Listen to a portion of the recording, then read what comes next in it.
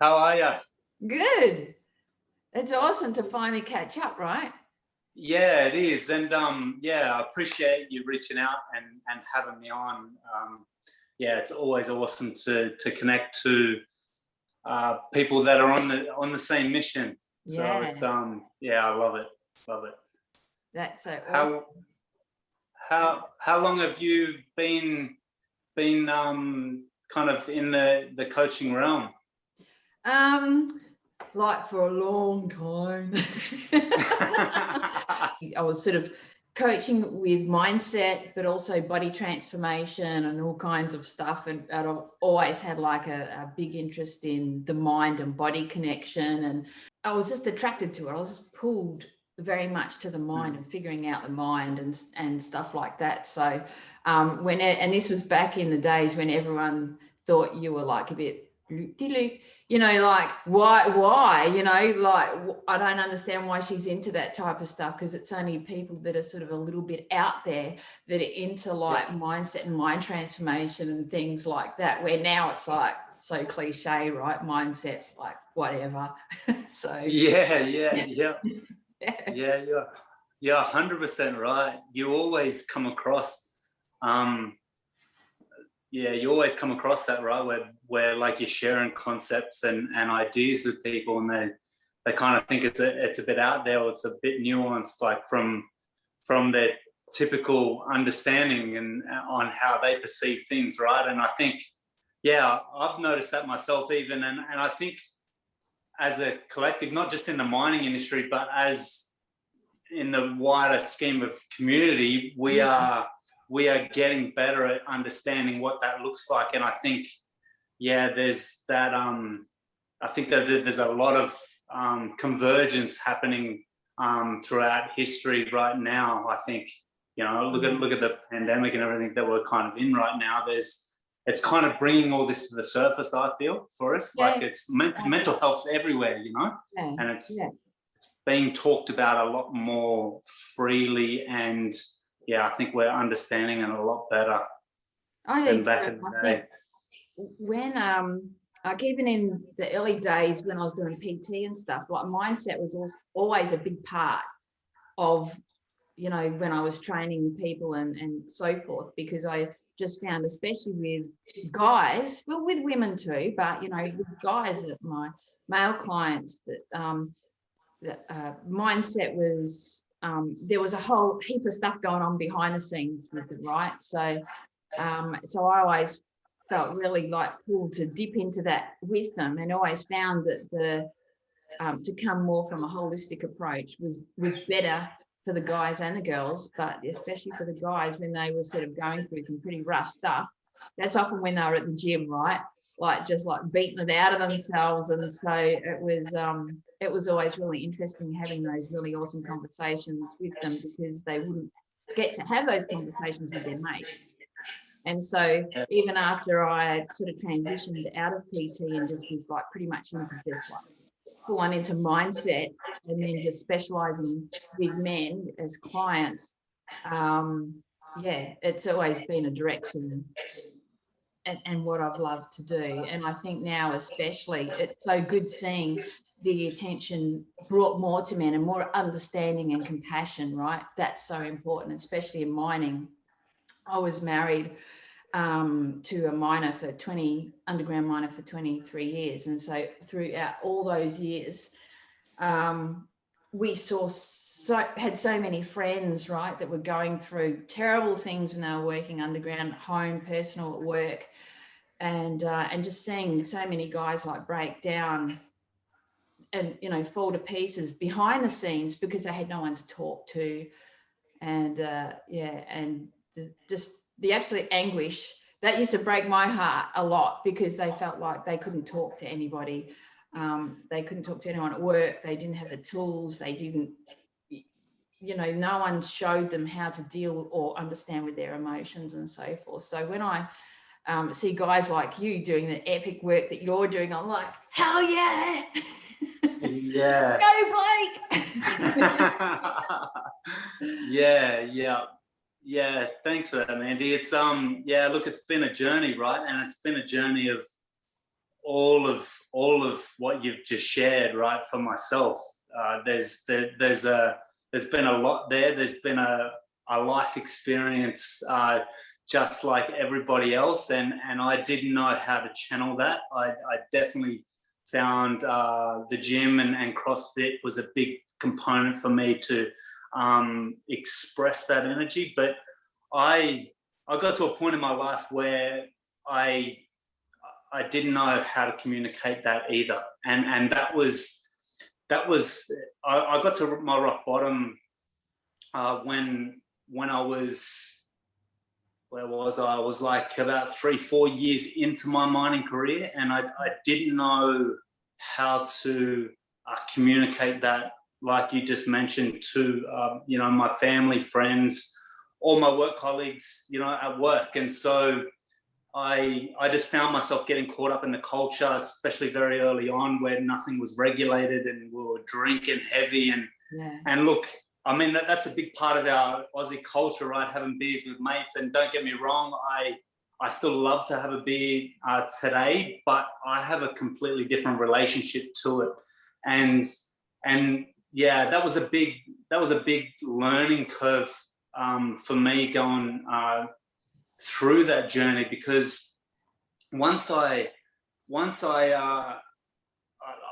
to that point, I don't know, something in me just searched for help, right? And I didn't go down the traditional route of seeing a GP. I just searched online and I found George Liu, who's now the co-founder of FIFOzero, and his amazing work. And this was over 10 years ago now, and we've just become incredible mates, and it's been a journey like nothing else. And I get excited for that transition, that transformation for everybody, because I've embodied that myself, and it's just profoundly incredible. And I think we can get better for ourselves as men, and the ladies as well, and us as a community, especially in mining.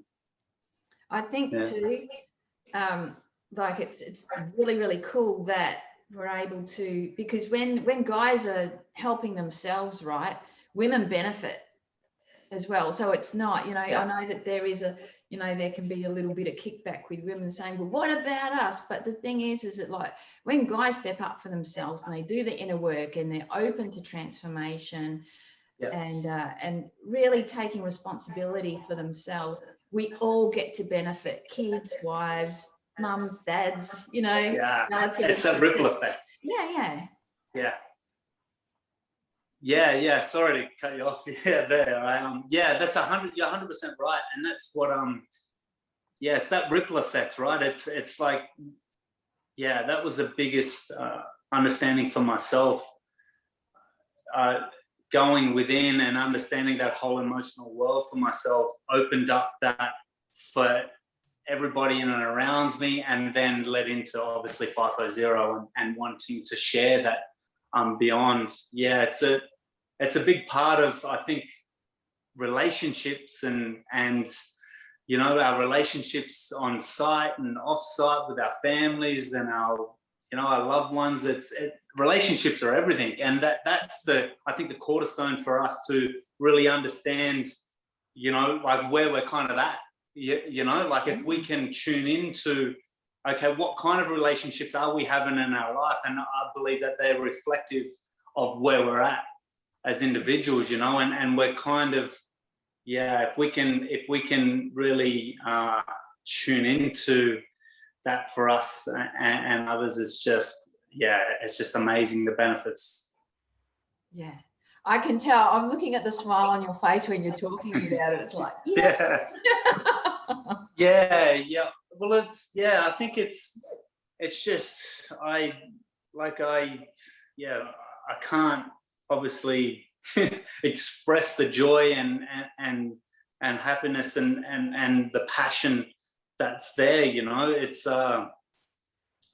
once I've been able to just immerse myself in this work over the years, it's opened up many, many doors, not just FIFOzero and everything I'm doing there, it's like once you become aware of not only the support that's available, you understand that we're all in this together, and basically everybody's got a story, everybody's got a journey, and so everybody's the same, and you just get connected to some incredible communities throughout the world that are doing amazing things, and support is not only available like within our close-knit, it's available everywhere, right? And on so many levels. And I've been connected to a lot of different communities all over the world that have inspired me to see things differently and to go after like profound, I think, change that we as a community have within us. Yeah. You know, like not only did I experience what I experienced with my own challenges and getting to my rock bottom, I unfortunately lost a mate in 2016, and that was the catalyst for me to leave mining. And I resigned, and look, I don't believe that this is it for us, right? And I've just been involved in many initiatives, from Are You OK, being an Are You OK ambassador, and developing, you know, programs for them within the fitness industry, and being a part of the BHP Wellness Roadshows in 2016, and traveling from site to site. I became aware of just how powerful that was for us as a community. I was having mates within my mining community coming up to me and saying that they were going through the exact same thing, you know, and then I was watching them get connected to the support services. And I mean, that's what it's about, right? It's that connection. It's that allowing that space for everybody to feel heard and valued, and know that everybody's the same. Everybody has these struggles, right, that we're all faced with. And so in my head back then, obviously, again, like going through my own struggles and then losing a mate 2 weeks before those road shows kicked off, it just sent a ripple effect through our whole department. And I just was like, why aren't we doing this work all the time? You know, like, why? Yeah. So that's kind of, you know, there's been a lot, right, that's gone into the heart and soul of what FIFOzero is, and how we've set out on this mission to not lose any more of our mates and loved ones. This is it. Yeah. And I honestly believe that not only can we empower ourselves to move through any challenge that we're faced with throughout our life, I believe that we can, as a collective and as a culture within mining, can provide a workplace that just incites that within everybody and creates a culture of belonging and thriving. And I think when we put a focus in on this as a community, the benefits are just going to completely outweigh anything that we've ever seen before. And I think to myself exactly what you just said, right? The ladies and the families benefit from that, and everybody benefits from it. Yes. When you embody this for yourself, you incite that within others in and around you to dig deep, and you literally are growing as a couple and as a family. Yeah. Well, what I wanted to ask you was, because this is something that I found, especially when guys are really at their tipping point, right? They're pushed to the brink, and it's like they just feel like they can't tell anyone. And so even if there are resources there, they're not comfortable with going to anyone. So how, you know, like how would you like to share some insights into that, as to, you know, so that guys can open up a little bit and feel okay about doing that? Because you know, to see a guy like, just, you know, someone who may be considered, I suppose, and this is something else that's cliche, right, alpha male, you know what I mean, who really seems like he's very stoic and so forth, and then all of a sudden he sort of says like he feels like he's losing the plot, right? Like he just can't deal with it anymore because he's had so much stuff just built up inside him. He hasn't been able to share anything. He feels like, especially when it comes to like you know, underground supervising and because you know they've not only got their own pressure of their own job, they've also got the guys that are in their crew that are going through all their personal stuff and coming to them with that. And so, you know, that's just like a big compound effect of all this stuff. And they feel like they've got no one to go to, right? And so they're carrying this load, feeling like, you know, I use the term, they don't want to be like the white knight that's fallen off the horse, right? Yeah. And so how do you go about like with what you do? I'm really keen to hear about this, you know, like helping guys to say, hey, guess what, it's okay, it's just okay to feel like this, it's okay to be having these emotions, and it's okay to talk to someone about it. There's a massive component to our mission here, this notion in and around the stigma. It's like we can't achieve not losing anyone if we've still got that embedded stigma within our culture. And I think a big part of this has always been within men. You know, we need to put on this front, like that we're not emotional creatures and we don't feel, we do. And I think it's about understanding and normalizing these challenges that we're all faced with. Like I was saying before, you know, we've got these you know, life situations that were going on for all of us, and so we need to be able to normalize that and know that it's not us. A big part that helped me throughout this journey is because I used to identify with, you know, what I was experiencing as if it was me. And yet, so you just said, you're having situations at work and you're having all this build up in emotion in and around it, and yet we just hold on to all that and suppress it, and we don't express it because we identify with it as if it's us. Yeah. You know, so a big part of helping people communicate this and use resources for themselves is about understanding that those thoughts, feelings and emotions and experiences that they're having in their life are not them, because anything that's changeable can't be you, right? And this profoundly changed my life, because I would identify, you know, with my experiences that I had throughout my life and my personality as if it was me. But everything that molded me into that way, right, can be changed. We can learn something that's not true, you know, throughout our life, but we can have many thoughts in and around that, that we think it's us, right? But this profoundly helps me really be able to channel you know, what was going on for me at the time with my mentor. So the sessions I was having with George, I was able to articulate, you know, everything that I was going on with, like, that I was having going on with throughout my life in a way that I didn't then feel like something was wrong with me, right? It's right now I feel like a big part of the stigma, and especially in and around men and women also, is that we feel like that there's something wrong with us. Yeah.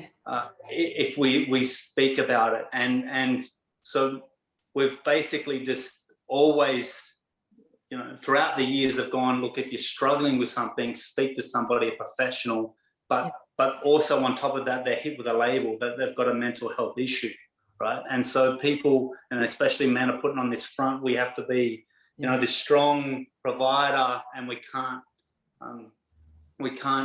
you know, express the challenges that we're going on because, you know, we feel like that we've got something wrong with us, or we're going to be hit with a label for the rest of our lives. And so, for me, going down this channel and this road of personal development really helped me understand that, you know, none of that was me. Yeah. You know, and this is actually a human experience. All of us, men, women, we have experiences throughout our life, and basically we're molded into that way of being that then expresses that. And so I think when we can free ourselves up of that, it allows the free space for us to go, oh, well, you know what, I'm having this situation that's going on site right now, and I'm feeling really stressed about this situation at work, and having looking after all the all my workmates, like I'm a supervisor, I'm a manager, then how do I communicate that? Well, we can then, okay, we've got all this going on, we can't see a way out of it, how do we be better as individuals to move through that? Well, then we can actually look at it within ourselves. I think there's tools in which we can actually look at the situation better for ourselves and go, okay, what am I missing here? How can I shift my perception on this situation and see it for what it is, and then come at it from a different approach and have a different result? This is a big part of what we do. Or like I said, if things are overwhelming and too much, we can actually look to the EAP services, a professional that literally help us shift our perception and see things differently and move through it. So it's actually a big part of this is helping men and our community look at EAP services as a resource. As let's go to them and professionals with the circumstance that we're challenged with. Let's not go to them feeling like that we've got something wrong with us or we're flawed in some way. This is, look, I've been on a journey, right? Like I said, I've been at a point where I've been so depressed I haven't been able to leave my home for months and months on end. I used to indulge in binge drinking. I love getting pissed with the boys, but the next day I'd find, the beer fear coming up. My anxiety was through the roof, and I didn't know what was.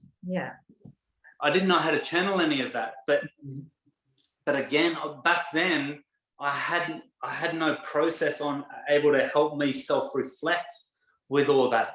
I just thought that, shit, this is just who I am. I used to say that. You hear it in language, like people say this, oh, that's just who I am, that's just my personality. Or they say, this is just how I feel. They're identifying with the thoughts, feelings, and emotions as if it's them. But it's not. Again, like I was saying before, anything that's changeable can't be us. And that profoundly opens up a space for us to go, oh shit, like we're all the same. We've all got these challenges. I'd like to see us having a different relationship with mental health. Instead of look, we know if we don't take care of our health, our physical health, what we're eating, our sleep, if we indulge in too much alcohol, we're into drugs, mental illness becomes a very real reality. Right? But we know that the majority of us are just caught up in life circumstances, life issues, challenges that we haven't been able to move through. And so we're attaching that to mental illness as opposed to, the extreme version of it. And I think this is where a lot of us are getting lost. I think people, it's easy to become very afraid of that label. And I know even within the mining industry, a lot of guys that I've either coached or, spoken with, that have been really good friends, have been terrified of having the label of having a mental health issue, because they were worried it was going to get them blacklisted, right? That they wouldn't be able to, they might get the boot or, managed out, so to speak. 100%. And so, that's a really big thing. And I also feel like people just like when it comes to mental health, yes, it can be changed, but also there's this perception of people just not having their shit together. And when people believe, that they don't want to say, look, I'm feeling vulnerable at this moment. I'm feeling like I'm not able to handle this, and I'd really like a solution, when they're too scared to say that because they're worried about the perception of what other people are going to think. It makes it really difficult. This is why I love what you're doing. I love what I'm doing, and, and the community that I've been able to connect to, especially of late. It's just been so good. And Yeah. I really feel like I love seeing what you're doing, because I really, from what I've seen, there's such a huge need for it. And just seeing guys just suffer in such a deep state where, if there had been someone that had been there to catch things earlier, in the piece, rather than all of a sudden just major shit hitting the fan and then falling to pieces, and, whether it's suicide or domestic violence or, a numerous amount of things and just guys is falling to pieces. Like it's so wonderful that there's this really huge movement now, and this amazing understanding and compassion for men.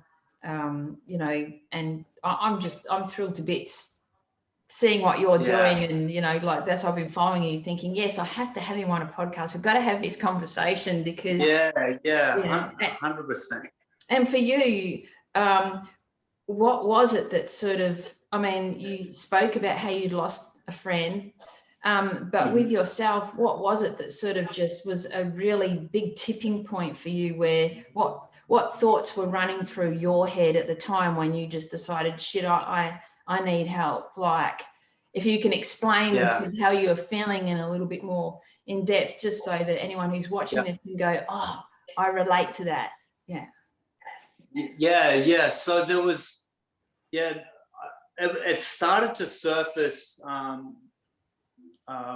and more when I got to WA, but I'll just take it back a couple of years. When I first started my FIFO career was with Queensland Rail, and I was living in Sydney at the time, and I started my FIFO career then with them on an 8 and 6 roster, and I worked from the bottom of Queensland right through to WA. I was on a track machine, I was on a grinder, and that was just incredible.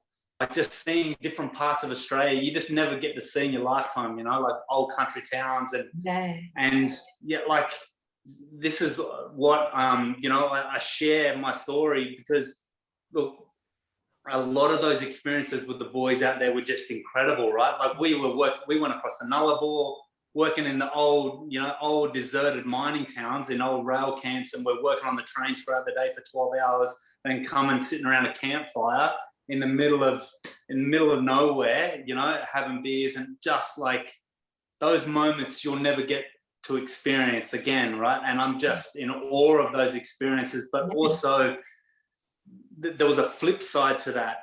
There was a big part of it was a drinking culture, and it was like every night. And I was young, like mid-20s. A lot of the old boys have been around for a lot of years, right? But there was a few of us young ones, and we were single in different towns every weekend, and we're just like, we were getting hammered every night, like literally for 8 days straight. Like, and it wasn't regulated.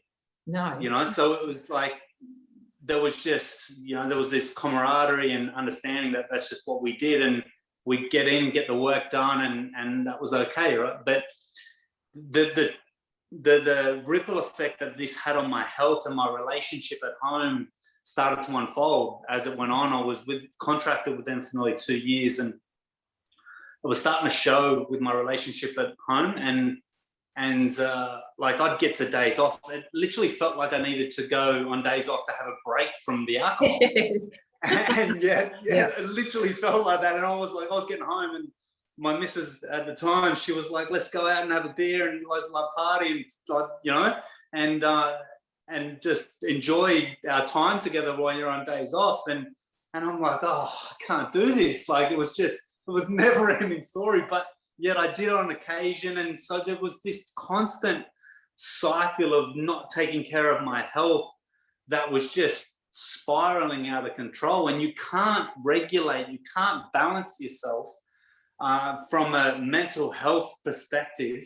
If you're constantly doing that over and over again, you can't regulate your nervous system, right? You don't have that ground, that solid foundation for yourself. And so you can't ground yourself, and there's no clarity there, right? There's no clarity. Yeah, 100%. Your mind is all over the place. It's scrambled, and yet, so yeah. Look, that, as amazing as that was, as towards the end of that, my contract was coming to an end, and it finished, and I was searching for other positions, and I noticed that Skilled at the time were hiring over in WA, and because I was labor hired with them here in QR, I applied through them for the BHP positions, and I just hounded them. And that was a different rail position. It was track maintenance, so it was different, and so it was a bit of a hurdle getting over it in the beginning. But eventually they opened up, and I got a start. And so I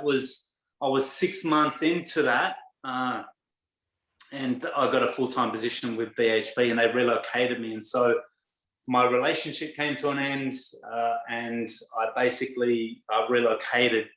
And like very early on, it's like anything new. You're excited for that change, and I was. New city, new environment. I was like, this is a new beginning for me, and yet I brought all that with me.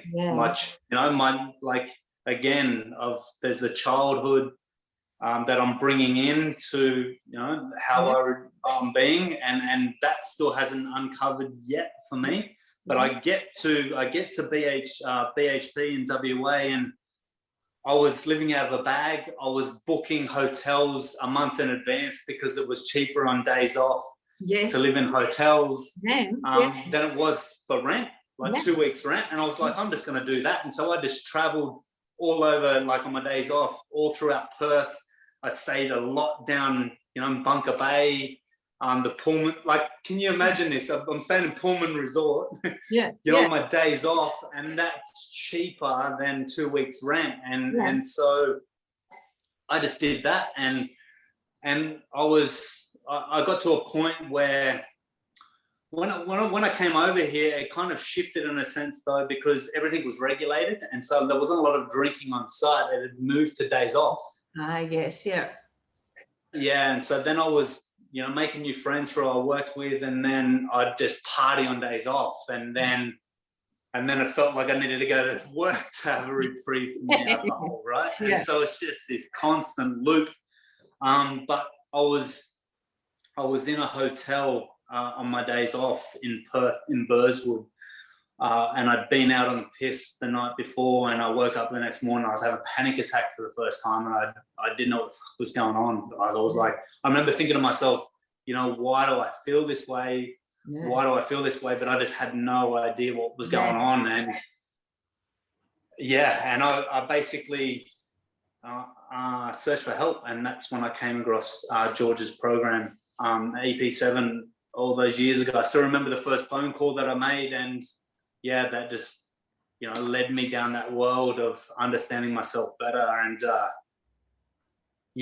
look, as amazing as that was very early on, I still found myself, I was transitioning, right? If you know anything about us as funny little humans, right? When we're trying to break a habit, it's not easy in the beginning. And there's this phase of, it's a wobble. We understand kind of, what we need to do, but we slip back into old habits, and we're transitioning. And I found myself still going out and partying and indulging with mates. And at this time, I moved into an apartment I was sharing, and I was on the ninth floor on Hay Street. And same thing, I'd been out the night before, heavy drinking, and I woke up and I was literally breaking down in the shower, and I was having another panic attack. But this time I was telling myself to jump off the balcony, and this was the first time in my life that I was having suicidal thoughts, and it fucking frightened the life out of me. Like, I literally, for the first time in my life, I felt like I wasn't in control, and every ounce of my energy it took to literally fight. And I quickly jumped out of the shower. I got dressed. I didn't even dry myself. And I literally had a meeting scheduled with George that afternoon. Yeah. And to be honest, I don't believe I'd be here otherwise if I didn't have that outlet and that level of support. Yes.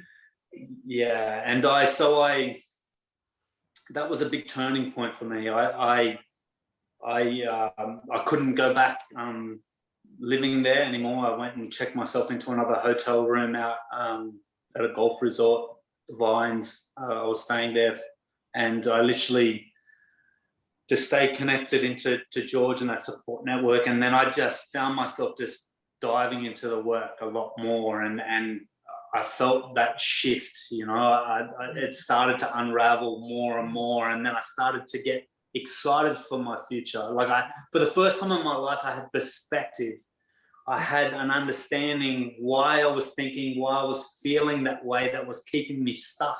Yes. And a lot of my childhood and a lot of my upbringing, look, my father was an alcoholic, right? And I was exposed to a violent upbringing and home life. And throughout my whole life, my whole family, because they just want the best for you, right? But they too don't understand what's going on. And they're saying, alcohol's the problem, alcohol's the problem. Yeah. And I'm like, in my head, this really didn't make sense to me, because you see so many people that go their whole lives having a wine and celebration with friends and family and have a beautiful connection in those situations their whole life, and there's never an issue. Yeah. Yet somebody has a drink and they lose their shit. They go on a bender for 1-2 weeks, which I used to do quite regularly, right, growing up, and so why is that? That tells you that the alcohol is not the problem, right? It's what frame of mind you're in going into drinking, which then reflects that behavior once you're under the influence, right? Alcohol is a vice at the end of the day, right? It's just like escapism. Escapism, 100%. Yeah, I had this same conversation with a friend this morning. Escapism, that's exactly what it is. It's this outlet that we then lead to. But, unconsciously I was doing that. I didn't even know it was escapism at the time, right? I was just in this repetitive behavior because that's just, I didn't know how to get out of it. And like I said, now I completely have a different relationship to alcohol, and I love having, a beer with friends and it's a different relationship. Yeah. It's not like I can't wait to get to Friday, Saturday night because I'm just going to get hammered. Yeah. It's like this, you've got a different relationship to it, and it's about, that social connection with mates and hanging out and just having a beer. And it's about that connection and coming together and celebration, as opposed to I'm just going to get fucking hammered, like that. And that's what it was. And so that was to your question, that was the big turning point for me. That was the, that at that moment, like getting exposed to this kind of work for the first time in my life, I was able to self-reflect. Yeah. I was able to take personal ownership for what was unfolding in my life. Yes. And so this is a profound shift for us to take for us as men, as for women, and as we move then from that into the FIFOzero philosophy and how we kind of see on us achieving not losing any of our mates. Yes. This is at the heart of it. Right? Yes. It's about empowering our workforce, our men and women, with that understanding that we have that ability to shift our perception and move through any challenge that we're faced with it throughout our life. That's at the heart of it, right? It's like, well, if we're feeling it this way and we've got this challenge, okay, yeah, it might be shit, and it probably is shit, at that time, and we need to acknowledge that and then create a culture that supports that transition, right? And like you said, for a lot of years, you can date this back for many years. There's many articles, right? If we speak up, we're just going to get a fucking window seat. And this is systemic, ingrained within our culture, and we can't pretend like it's not happening. We can't pretend that it's this is not how our workforce is perceiving this environment, and this is happening still today. Like we've got a lot of our workforce still believing that this is going on, and I don't believe it's happening everywhere, because I've personally been met with an incredible leadership team at Rio Tinto. Now we're about to roll out for our 3rd year running, where this is happening right now. And last year we were just met with a young, incredible leadership team that actually want to be a part of this transition and change, right? They want to be a part of this new culture for us all. And that's just, we have to show the contrast. It's not all doom and gloom, but it's also we can't pretend that it's not still happening. And so I've personally been on site the last 2 years as well. As I've been building FIFOzero, I've still had to earn. I still have to provide and pay rent for myself, and this is what I've been doing. And I was on the Southlink project with Monadelphous for 6 months in the beginning, right at the beginning of the start of COVID. And my first swing, it was all over the news, and I was like, "What's going on here?" And and then this year I spent a few swings at Mount Keith. With Cube as a road train driver. And so look, both situations, I'd like to even share the contrast there at Southlink, right? For me personally, I've obviously gone through this transformation for myself, and I've got my daily routine is anchored in and around things that support my overall emotional and physical well-being. Like that is the foundation for me. And so therefore it's like a purposeful day every day that you need to focus. Every day, 100%. That's what it is. It's purpose. It's intentional living. You know exactly why you're doing what you're doing, and so that allows you to then, indulge and eat what you want with friends and family and have the beers, because you know that your balanced state is rooted in the overall well-being that's going to keep you grounded and give you that clarity.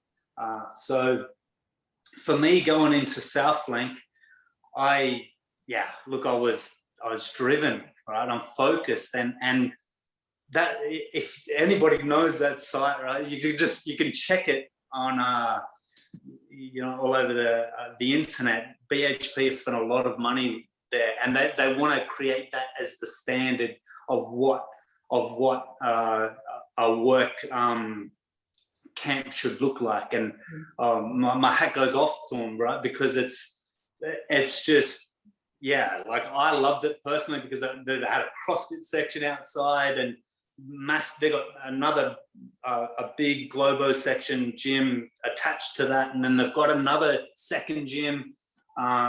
They've got squash, they've got golf nets, they've got they've got all these resources there for us to be able to utilize. But also, as everybody knows, look what's happened in the media just recently about that site and the allegations that's gone in and around there of the abuse of women. And so this is, unfortunately, this is what we've got, right? That we've got that contrast of so many people and the industry trying to lay that foundation of, okay, we're trying to provide that environment, but yet we've still got a culture that's ingrained in these toxic behaviors that's keeping us all stuck. And so this is where those two elements really play into FIFOzero.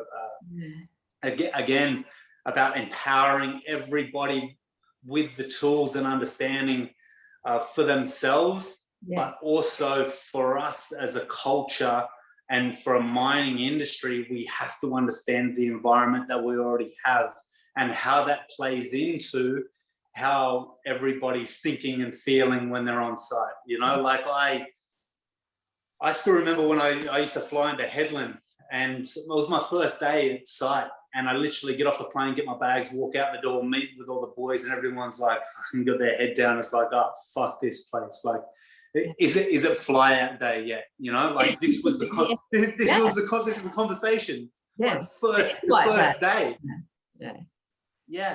First day, and it's just like it's heavy to be around, you know. And so I think to myself, you know, again, I move it back to when I first started my FIFO career. I was excited. I was like, I thought all my dreams had come true, you know, like I can buy my dream home, I can buy my dream car, I can travel anywhere in the world I wanted to. But by the end of it, I was sick of it. Yeah. And so why do we lose that for ourselves? Why do guys feel like they become zombies, right? Yeah, that's exactly right. Why do we stay in that why do we get caught down that rabbit hole of just dragging our feet all the time, and why does it become a chore and a burden? You know, like this is where we feel that wholeheartedly that we have to bring it back down to what is it that is most important for us as individuals, for ourselves, and for our families, and stay connected to what we're actually doing and how that benefits us and our families, and stay connected to, you know, that plan. What does that plan look like for us as a FIFO family? And you know, have we got a plan? Have we got a goal? And yes, it might be a 5-year goal, it might be a 10-year goal. Okay, and let's understand that it's not going to be easy along the way. It's going to be challenged. But let's commit to us having a balanced state of perception, and know that when things get can get out of hand, or we kind of are feeling overwhelmed, let's find that space for ourselves to be able to sit with what's actually going on for us, and really try and have a different approach to it and move through it. It's like, we want to create that circulation for ourselves, not stagnation. We don't want to suppress those emotions. Yeah, I think like there's a lot to be said for having self-compassion for yourself, right? Because, you know, I know a lot of people might think self-compassion is, oh, woe is me, I feel sorry for myself. But self-compassion is really just about understanding whatever is, that it's okay to feel whatever it is that you're going through, and just get the clarity on that and go, okay, what's the next step? And it could just be a really small step, but it doesn't matter, because each of those little small steps that you take, if you have that self-compassion and understanding of how you're feeling and your emotions, those little steps create momentum, right? And before you know it, you know, because it's really easy to just, you know, want to go, okay, fuck this, I've had enough of this, you know, like I'm sick of this life, or however I'm feeling, and I just want to be like this, which is like way over here when you're feeling like this.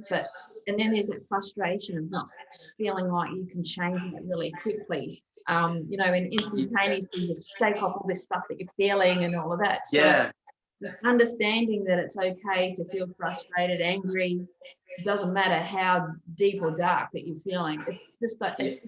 It's just okay to feel like that. 100%. Steps, and to be able to speak to someone who can like help give you some insights and calmness, help ground you and help you take some action, small or big or whatever, so that you can create momentum. And before you know it, 6 months down the track, you're just going, holy crap, look how far I've come. Like, it seemed like such a huge thing for me back then, when now, and you do feel so much more excited about life. Yeah, 100%. Yeah, you're nailing it, right? And that's it. Like, let's firstly know that it's normal to feel that way. Yeah. Like, if you're struggling with something and you're at that point, it's normal. It's a human thing. We all get stuck sometimes. We all feel overwhelmed. Let's normalize that challenge. Yeah. And not associate it with we're flawed. Yeah.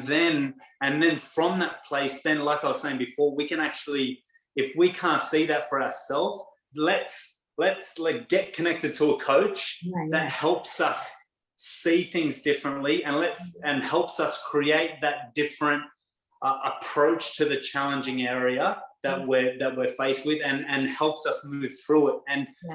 And let's know that through that transition, like you talked about, that momentum, we know that, like, through that phase, that we're gonna feel like that we're not like there yet. Like, and this is a normal process, because as we're transitioning from one way of being to another way of being, there's that wobble. We slip back into old habits, and this is a normal process. And literally, neurologically and biochemically, there's an actual process that's going on.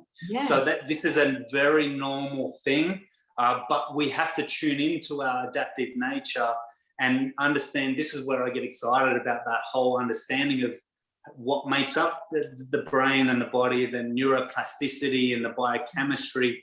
We know that science tells us that we're adaptive in nature. We're not stuck, and we're not, like, we're not rigid into one way of being. We're meant to, again, create circulation and not stagnation throughout our life. And this comes from an emotional well-being and a physical well-being sense. We have to create that fluidity throughout all areas of our life. And this is just, it's so exciting, and like to understand this fundamentally, and know it's that we as a community can create this environment for us to really just change the game. Because then you get to change the game for the community, but each individual gets to change the game for themselves, right? I mean, my specialty isn't so much mental health, it's resilience. So as a resilience coach for men, so for me, it's really, it's so important that for me that guys are able to, one, have self-compassion, be a bit more gentler on themselves. I even for myself, even though I'm female, I have always had a very masculine energy when it comes to the way that I have spoken to myself and treated myself and things like that, and been a bull at a gate with a lot of stuff and things. So, and so with resilience, it's very much about, okay, you can change your inner stance at any time, right? You then get to learn to adapt and to be able to deal with adversity. But at the same time, you get to do that very powerfully, but you also get to be kinder to yourself at the same time. And I think that's where it's easy to get lost, even with resilience. Like when people go resilience, oh, that's all like, rah, like, and I go, well, it's actually not, it might be for some people, but that's not the way I go about it, right? And so it's really just, having that compassion for yourself and understanding yourself, and then just going, okay, I get where I'm at now. I can adapt to this situation. And not only that, like if I want to be here, at a certain point in, say, a year or 6 months from now, I want to be able to handle certain situations in a different way. Who do I need to become? And guess what? I can do that now. I can start working on that right now. You know, it may not all of a sudden just like flip into that other person right away, you know, or that stance that I want to be at, but I can like start adopting some of those things now. And okay, if I'm going to do that, what are the steps that I'm going to take to do that? And then it's just that I get so excited when especially when, you know, people were talking about my clients or something and they go, oh, he's such a stand-up guy, and we saw all his mates just like absolutely losing it, and yet he went through the same experience, and he's just like he's like this really cool leader now. He's doing this and he's doing that and he's thriving. He's got, you know, an amazing relationship now. And it's just like, I get really excited. I go, I know, it's so friggin' awesome, right? It's just so cool. Yeah. So yeah, that's what I mean. You get to change, like with what you guys are doing. And, you know, I mean, to be able to change one person's life is so good. As a community, you've got that support there. Then you're also changing individuals' lives as well and empowering them. So like it's truly raising the bar, right? This is why I'm so excited about what you're doing, if you can't tell. Yeah. No, I can tell. I'm excited for the work like that you do yourself. And it's this, I mean, that's the work, right? And this is what it's about. It's about having those relationships with your clients and seeing the ripple effect that has, because it's not just changing their lives, it's changing the lives in and around them. And it's having that ripple effect. And so it's that having that level of resilience for ourselves as men really sets the stage for us to have that compassion, like you noted, right? Let's have that compassion for ourselves, to know that this circumstance, the emotion, the thoughts that we're having right now is not us. Yeah. Let's have that awareness to go, you know what? It's okay to be feeling this way right now. It's a very normal thing, right? But I know deep down that it's not me. And that, look, and if I want to just, you know, like if I want to just take some time out and just accept, you know, that things are shit right now, and that's okay. Yeah. We have that ability, we have that free will to know that, you know, look, I might have just lost my job. I might have just split up with my missus. Yeah. I might have a health condition, right? Things are like shit right now. Yeah. You know, let's not, you know, like take that away. Let's acknowledge and go, you know what? It's a very normal way to feel shit and down about what's going on right now. Yeah. And that's okay. And so, but let's have that, like you said, level of resilience and understanding that this is going on and I'm going to be able to move through it. Yeah. And there's gonna come a point where I'm going to go, well, you know what? I want to have a new relationship now for myself. I want to have a new career for myself. Yeah. You know, I want to have a different relationship with life, you know, and knowing that that's possible is a profound shift, I think, that we can have for ourselves as individuals. Yeah. And I believe that we can have this at that point when we're at rock bottom, because I had it when I was at my rock bottom, and I had that level of resource that was there in the form of George, right?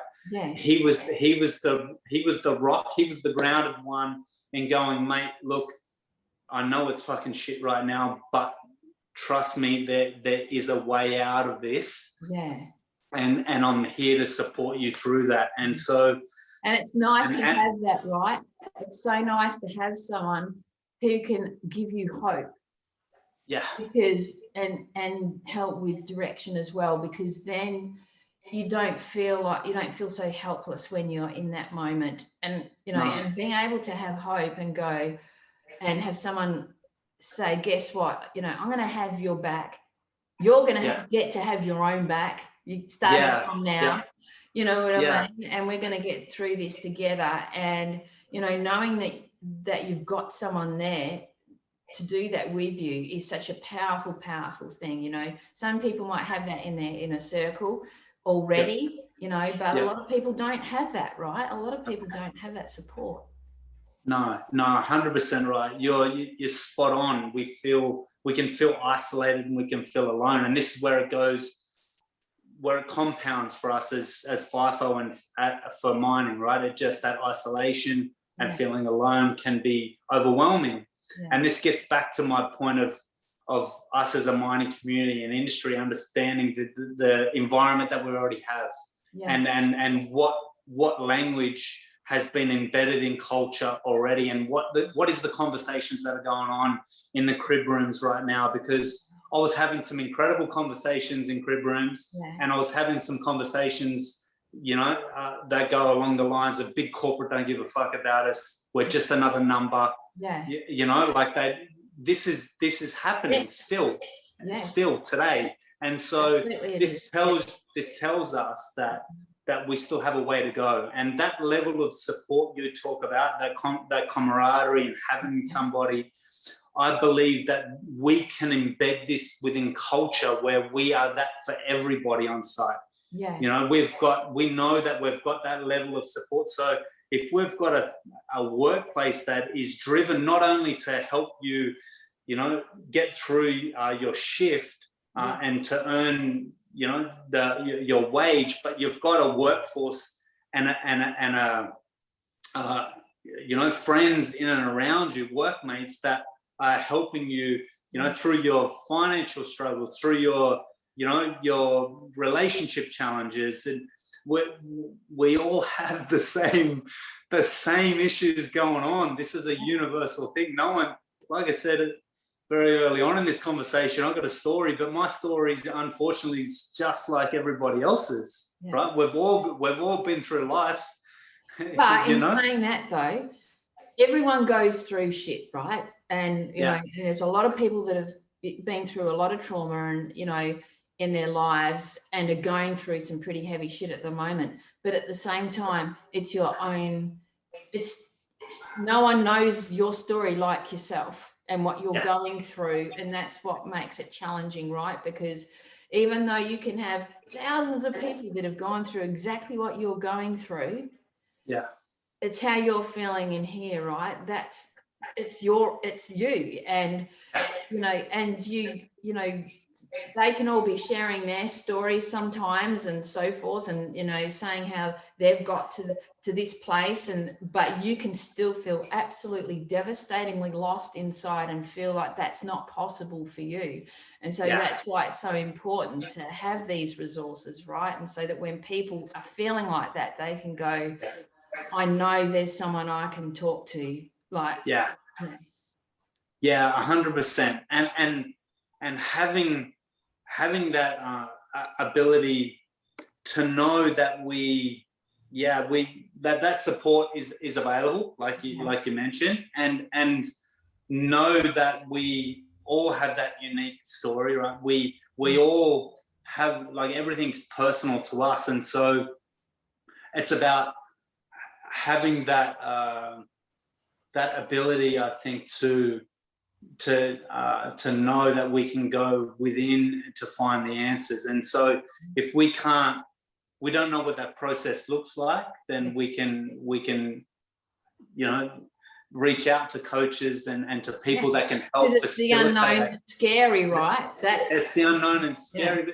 It's the unknown and scary because we identify, again, with the life experiences and what's going on for us as if it's us. So we're fused into this identity that's keeping us stuck.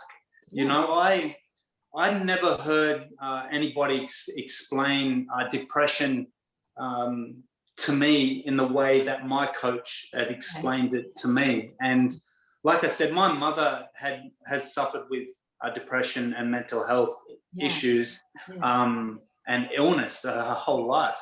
And so, I mean, again, through that trauma, I've been inbuilt and installed with a set of coping mechanisms that I've learned from her. And so therefore I bring that into my life moving forward. And so therefore I can't see that way out for myself. And well, so you know what you know, right? That's right. And so I think it's, yeah, again, when I got to the point of getting connected to a coach really allowed me to have a different relationship to myself and what was actually going on. Yeah. And like I said, I spent months and months depressed and just wouldn't move and like wouldn't communicate with my friends or family or anybody. And, you know, I wouldn't be training. I was disconnected from myself, from my environment. And so when my coach explained it to me in a way that he expressed that we as individuals get depressed into versions of ourselves that keep us stuck. It's true. We remunerate in the same thoughts, feelings, and that are associated to the experiences that we've had in our life. Yes. And so then we attach that identity to that's who we are. Yeah. But we have, there's incredible freedom in knowing that that's at play, because it gives us that jolting notion that we can be different, right? It's like, whoa, so you hear it all the time, be the best version of yourself, right? Be the best version of yourself. Well, let's adopt those conditions that allow us to be the best version of ourselves. So, and getting clear on what that is, because if you actually don't know what that is, you know what I mean? Because if you, as I said, you kind of know what you know, right? And if you also maybe are around other people that, like, you know, might consider that to be the best version of themselves or whatever, and you don't have any examples of that, then you just go, oh, fuck that, I'll just stay where I am. 100%. That's like, and there's this, you're spot on. I love that you just said that, because there's this notion, you see it a lot, you know, throughout coaching and different modalities and that, and sometimes we can project onto people like what we feel is best for them. And then there's that disconnect of like, that's not for me, right? It's just like, but this is where it comes back to, okay, well, how can we understand what is most important to us? How can we bring out that individuality, and how can we live our life like every single day from a point of what's the most important to us? Can we remove all those clouded thoughts and feelings and circumstances that we've had, like I was saying, you know, we're caught in that version that's keeping us stuck. And so how can we remove that clarity for us and open up that for ourselves, and then we can work on the things that allow us to transition and move us forward in a different direction that's more aligned to what we want to experience as individuals. And I love that, you know, because I used to shy away from my experiences growing up. I found it very hard to trust people. You know, like I put on this wall and I was like, this guy just fucking, when I first met George, I was like, this guy just wants my money. You know, like it's just like he's just fucking he's here to con me, you know. But when you understand the work, and even the notion, I had this real shitty relationship with the term life coach, right? It's like, who the fuck is somebody else to tell me how to live my fucking life, right? You're like, who do you think you are? But that's not what it is. It's about helping you uncover what it is for you. How do you want to live your life?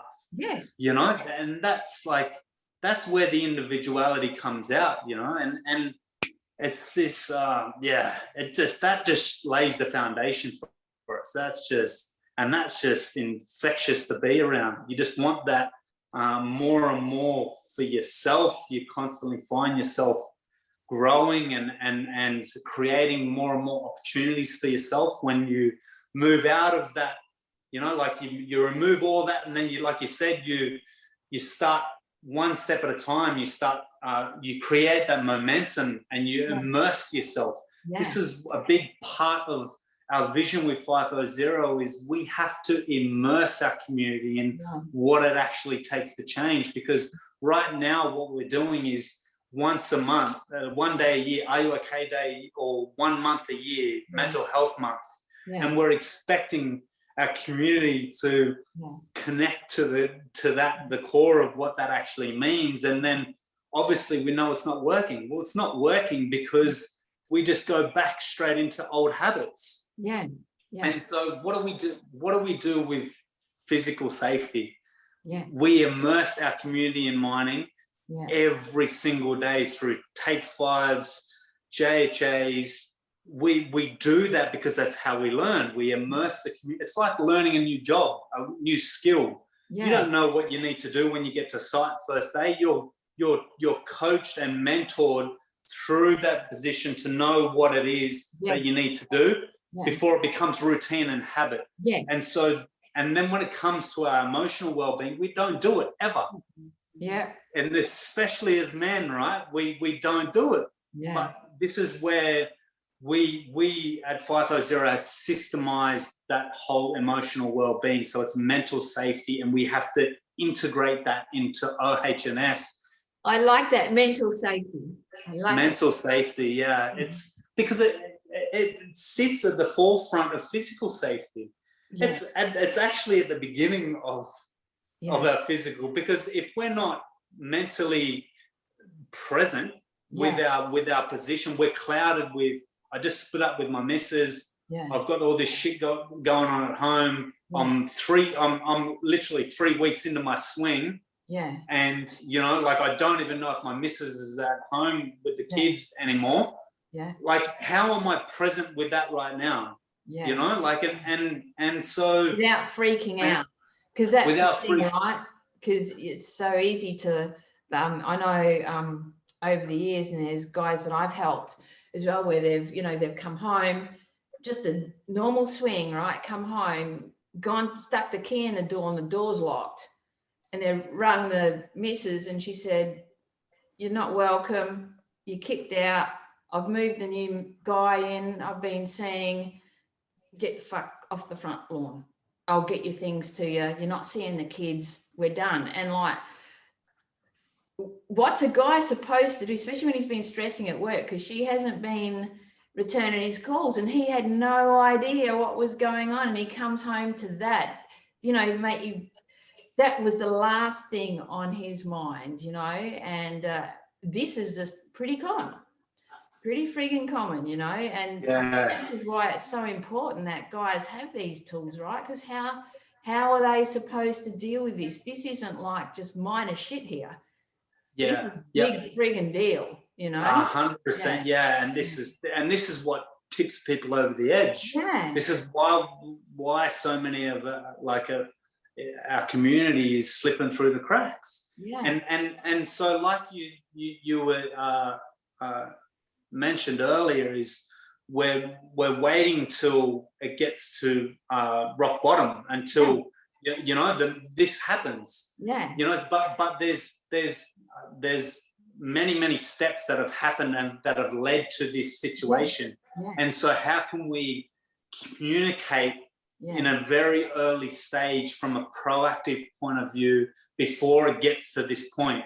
And so whatever's happening there for us as individuals and as a couple, as a family, how can we communicate this in a healthy way that doesn't escalate to this point? And so this is again, it's just, that's at rock bottom. That's the extreme. That's like, I'm fucking done, right? This is, I'm moving on. But there's miscommunication, and a lot that hasn't been communicated in that to get to that point, And I think that's where we just have to understand that these challenges that we face throughout our life and relationships, they're normal. And let's get, and if we're faced with that challenge, let's get connected. A lot of our mining community now, the AP services, a lot of these services are free. And we can get connected as a couple, and we can have a different conversation. Let's actually look at the circumstance and let's see if we can move through it. you know, and if we can't move through it and we've outgrown it, then that's okay as well. Like, what does that then look like moving forward? How can we create a healthy boundary for ourselves and for our families? Like, what does that look like for our kids moving forward?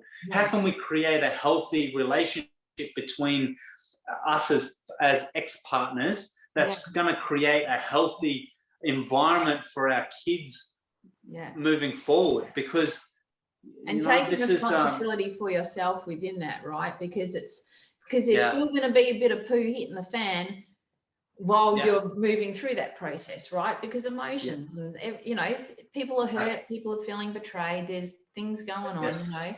And so, you know, being able to move through that process, taking responsibility for yourself, no matter what the other person is doing, so that then, you know, you can still lead by example for yourself, for others around you, for your children, you know?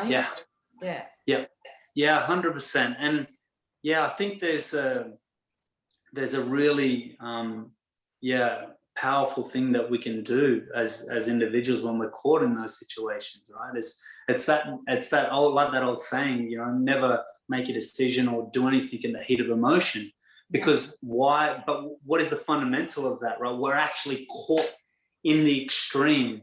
We're caught in that emotion of it all, and we can't see a way out. And then and what we do is we lash out and because we don't know how to then channel that, right? So but also, again, what I was alluding to before is knowing that that's normal, that emotion and everything that you're feeling is valid, that's a very normal thing. And so, okay, how can we just take a step back from this? You know, maybe it means that we go for a run, we go for a swim in the ocean, we go do some meditation, we go do some yoga, we go do some CrossFit, we go play some golf, we go, you know, play some sport we love, whatever it is that we love to do.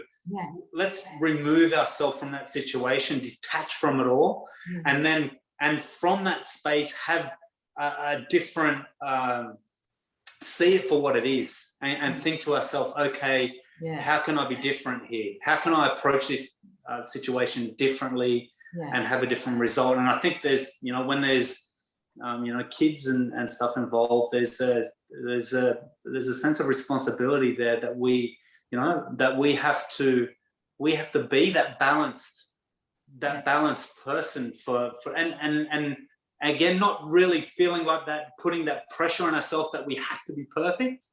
You know, like let's just acknowledge that, again, we're all human, and we'll all go through that, and let's create that balanced perception state for ourselves. You know, that's there's a YouFind process that George has developed for FIFOzero out of his work. And YouFind is an acronym.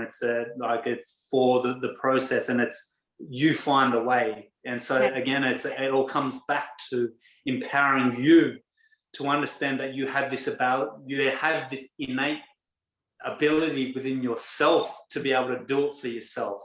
And so you stands for understanding the situation. What is actually going on for you right now? And knowing that in great detail, and F is for the feelings. Okay, so what are the emotions that I'm feeling here? You know, really understanding, sitting with that, and I is for identifying the assumptions that are making me think and feel that way. So what am I assuming is going on in this situation? And this can get really clouded, and can get, when we're in that heat of the moment, we can't see that for ourselves. And this is where it takes that ability for us to move into the modalities that really help us see what we're actually assuming here. And this is when this is an actual skill that can be really challenging for us to develop for ourselves. And this is where it's great to get radical self-honesty, right? So that's why.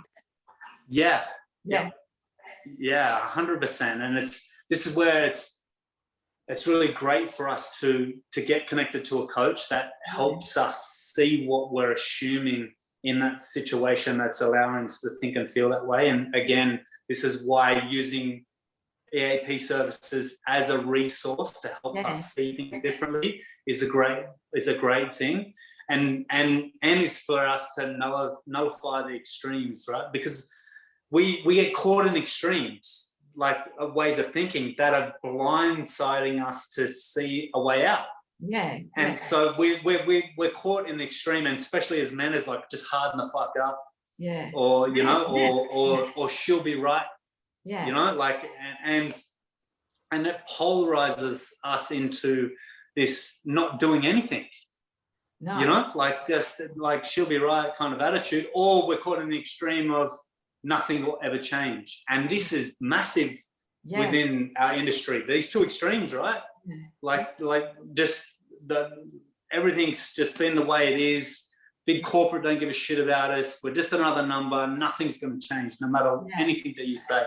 And so we're caught in these extremes, but this is where we get back to that balanced state of perception.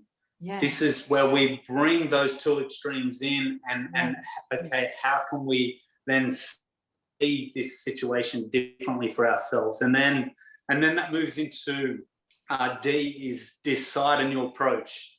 So when we've understood everything that's going on for ourselves in our life, we get to decide. And that's really important, is in knowing that we get to decide how to be different and have a different result.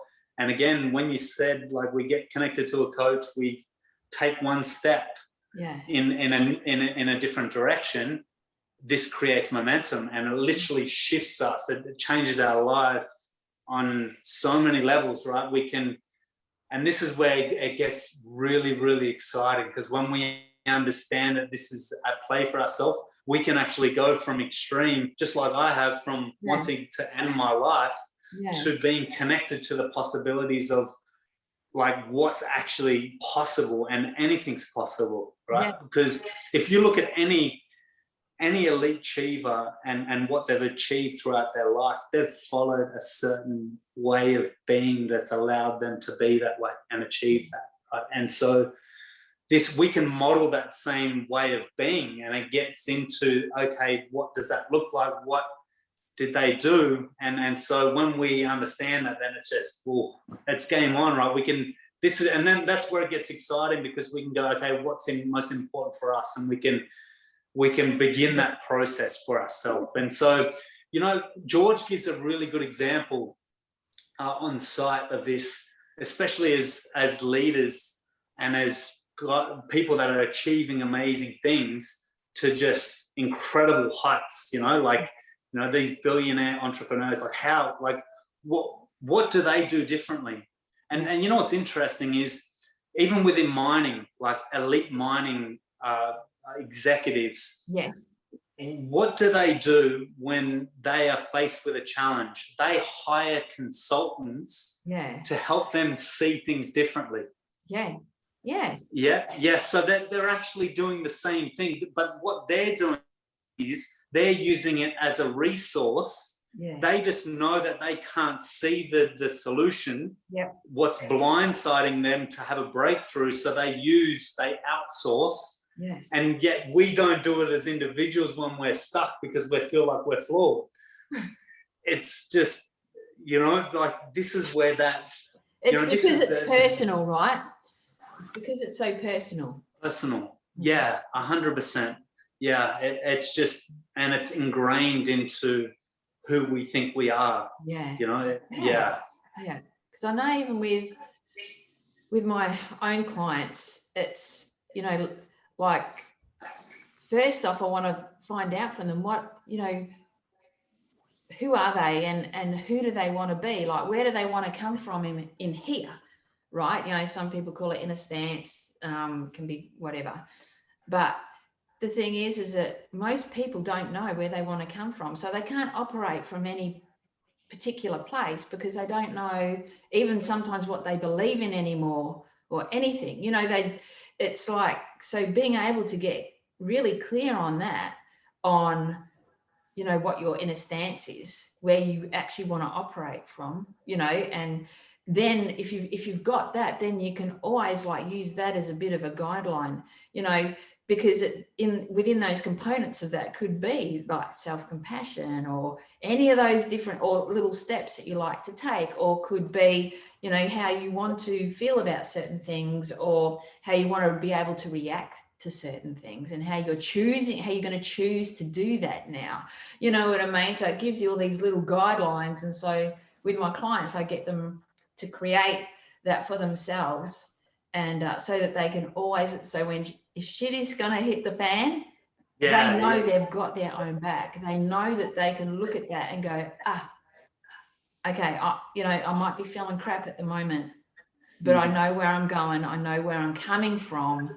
Yeah. So that I can get to this next step. And I think, you know, that's why it's even with mindset, I used to you know, call myself a mindset coach, and then one day I just didn't believe in mindset anymore. I thought, what a fucking load of crap. Only because I just saw people teaching people, and I didn't want to come under that umbrella anymore, of people saying, well, this is our mindset, do it our way. You know, and I was thinking, well, what's important to that person? They should be able to create their own mindset, say, you know what I mean? Like, rather than trying to be like anyone else. And if they're coming from a really beautiful, true place within themselves, they get to flourish and thrive. They get to grow personally, to lead by example, to have a beautiful ripple effect on the world, because it's true. Right? Because it's not a story made up. It's really about who they truly are deep down inside. And so then that becomes their mindset, right? So I just ditched mindset. Gone. I love it.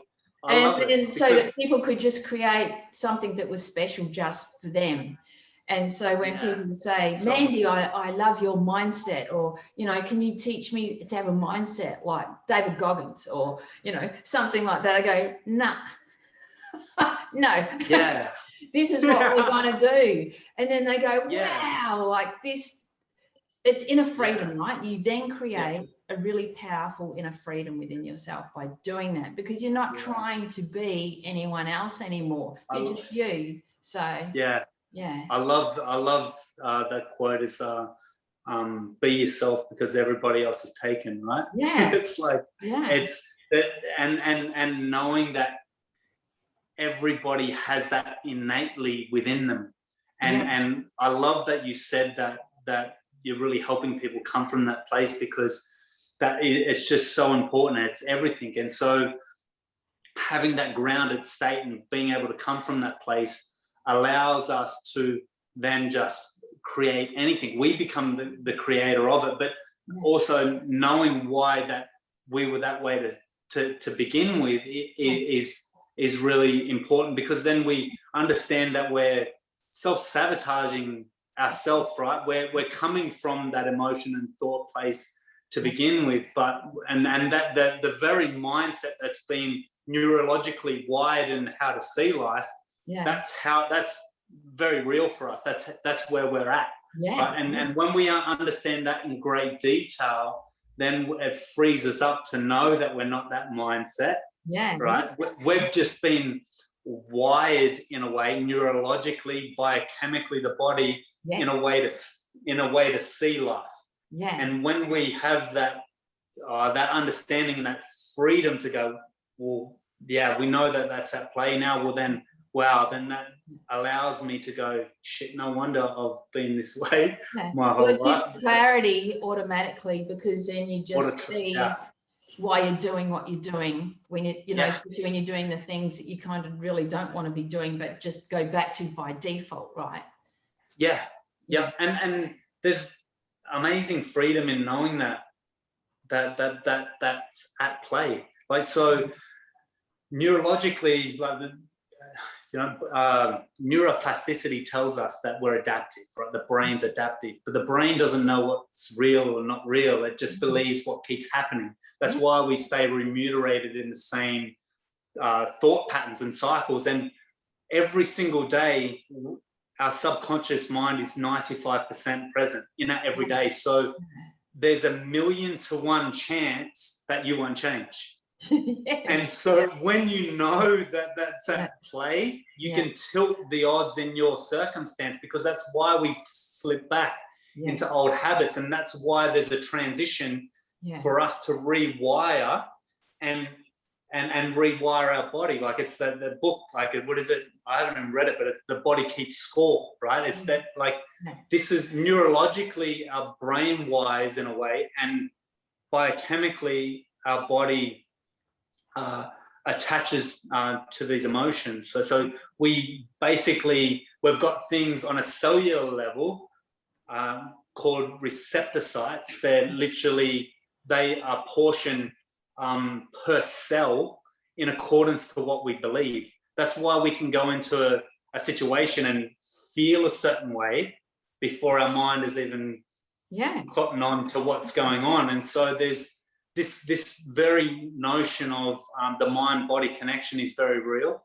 And so we have to understand exactly what's at play. What's fundamentally, what is the human design? What has made you the way you are? And how can we be different? And that's that incredible uplifting notion that this is what's actually at play. And there's a whole exponentially emerging awareness in and around this, and especially in relationship to our gut health and our microbiome. And you know, we've got brain cells in our gut. Like, we've literally got neurons in our gut, we've got neurons in our heart. But we've always thought that we've just got neurons in our brain, right? And so when we know that this has just been conditioned in a way to see life, then we can actually start being more in tuned to what's most important from us, and come from this place and start conditioning ourselves in a way that's more aligned to what we want. Like, your mind can be telling you something, right, but your body can be reacting differently to it. Like, say that again, bro? It's like you can be saying, like, tough it out, you got this, you know what I mean, you'll be fine, but your body can be in total shock or trauma, you know what I mean? And so, you know, I think we're sort of like taught, just tell yourself, I've got this, you know what I mean? But if you don't have that mind-body connection there, you know, shit can still be hitting the fan with your body, because your body it's like wired to react in a certain way to certain circumstances. That's the way it's been trained. And so, but now you also get the opportunity to be able to rewire that and change that. That's 100% right. And yeah, that's why, like, you know, we can be having this conversation right now, and somebody can listen to this and go, like, that's not possible for me. Like you were saying earlier, right? Like, because our brain and body's wired in accordance to what we believe is true.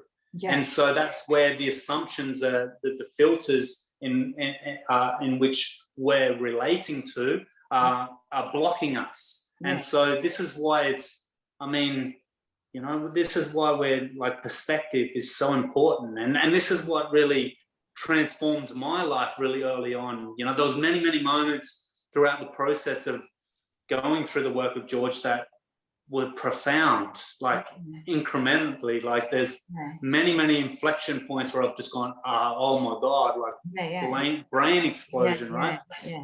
But it was for the first time I had perspective. Outside of everything that I'd ever known. Like, I just thought this was just how life is.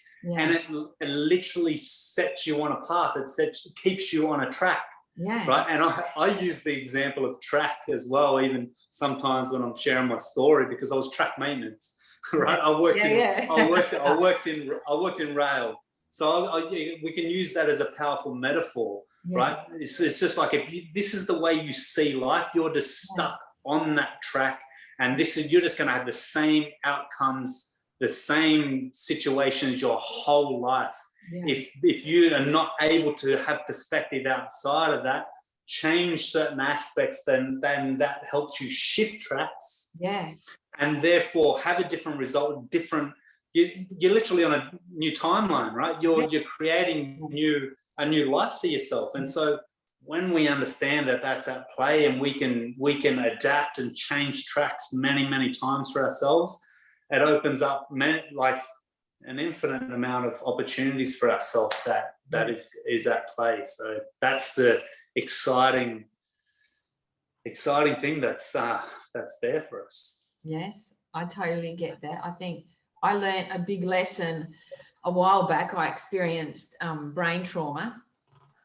So I couldn't walk, couldn't clean my teeth, couldn't do anything.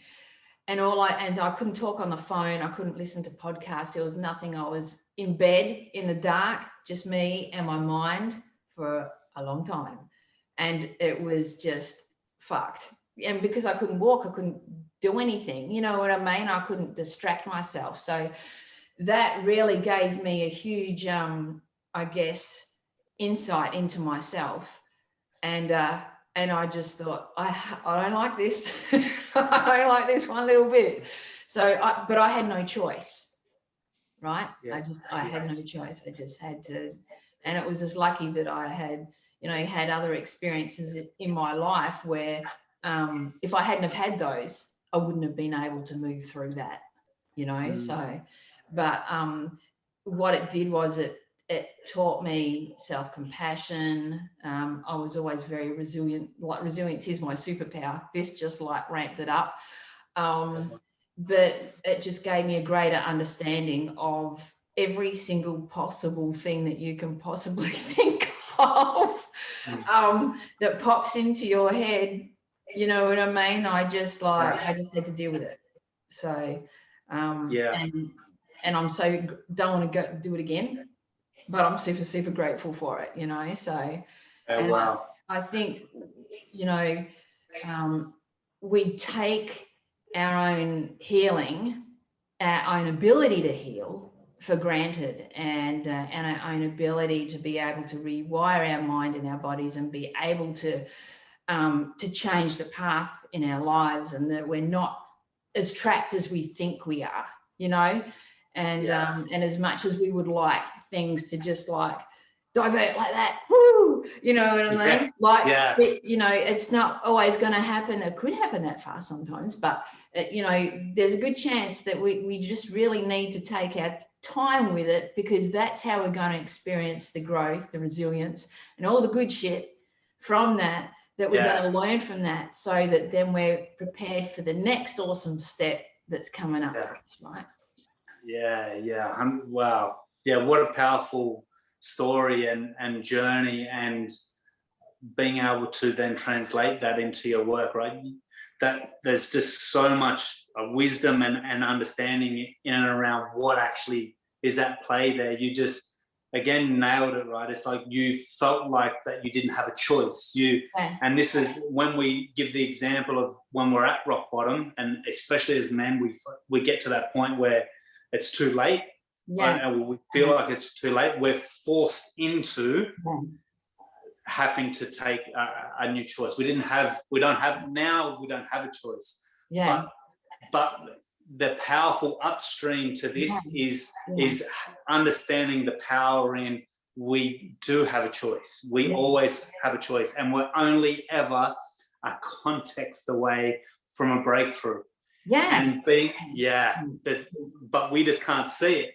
And so this is where it's so powerful to have these these powerful stories and examples that make us aware that we're all the same. And there's a powerful understanding that we can have this for ourselves. And so like, I mean, I think it's a big one for our FIFO community too, right? Because I fucking hate this same conversation. If you don't like it, just don't get on the fucking plane. I can't stand like, and I really hate this dogmatic approach to understanding what's actually playing on. You see, if you don't like it, just don't do it. Don't get on a plane. You have a choice. This is, you have a choice. the point is that our community don't feel like they have a choice. No. You know, that how often do you hear FIFO guys say that they feel like prisoners? Yes, golden handcuffs, right? And so it's like, yes, we may have overextended ourselves, and we're now caught in a cycle of we have to, we have to stay in that job to keep everything that we've purchased, or whatever that might be, right? But I mean, this goes into the whole being grounded in staying within our boundaries as individuals. So there's a lot to learn there in many elements. But